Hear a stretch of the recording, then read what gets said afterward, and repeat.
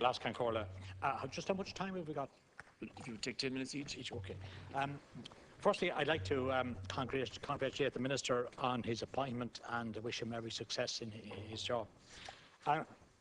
As a member of the Oireachtas Transport Committee, I welcome the publication of the Merchant Shipping Bill, which is one of the legislative priority of the Minister, as I know he is keen to update and enhance the National Maritime Legislative Code and ensure the safety of marine transport services. I share this view as a deputy for Dublin Bay North, which includes Howth Harbour and borders on Dublin Port, where many of my constituents are employed.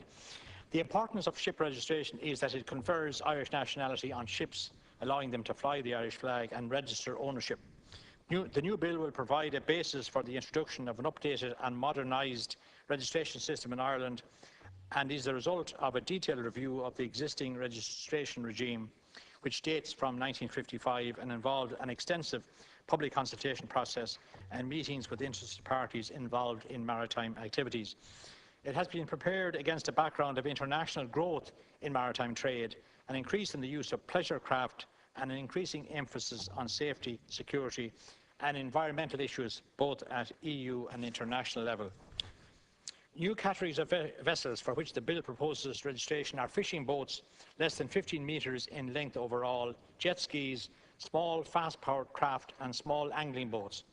This registration will be mandatory, and I welcome that. In general, subject to some exemptions, all ships operating domestically will be required to be on the register or to have a current valid registration conferring nationality from another country. Other than the small vessels I have just referred to, registration of all leisure craft less than 24 metres is not proposed.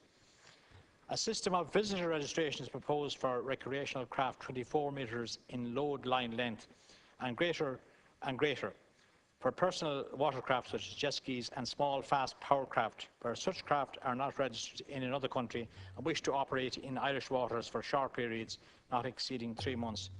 This will be a simplified form of registration for a nominal fee so as not to impact negatively on tourism.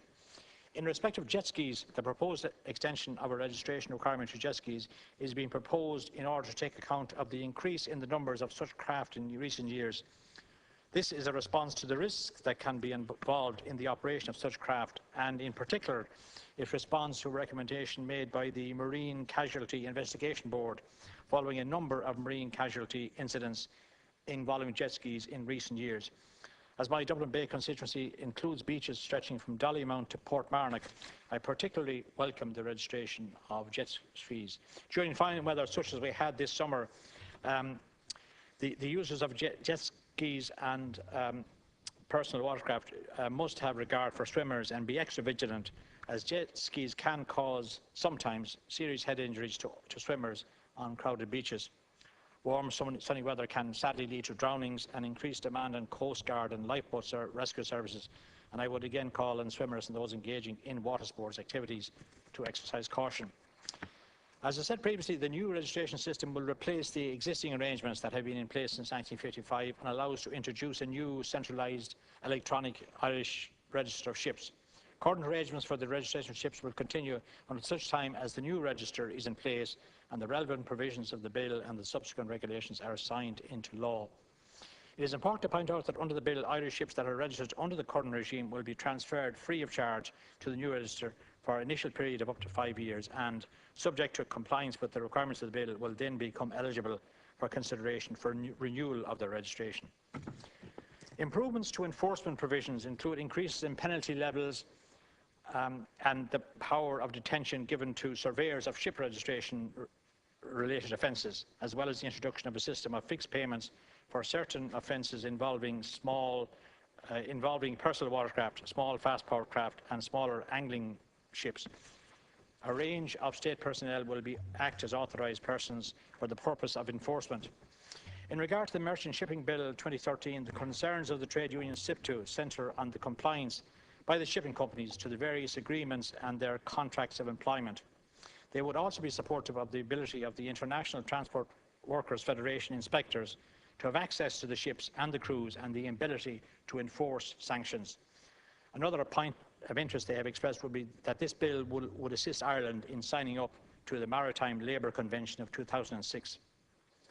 The trade union Rail Marine Transport, who have members in both the UK and Ireland, have raised the question of well-known household names, ferries and holiday cruise companies, who pay their staff rates of pay below the national minimum wage in both jurisdictions, and I think this is a disgrace. SIP2, the RMT and the ITF are well aware of the use of flags of convenience by certain ship owners and would hope that Ireland will be proactive in ensuring that seafarers' health and safety and terms of condition are protected. I commend the bill.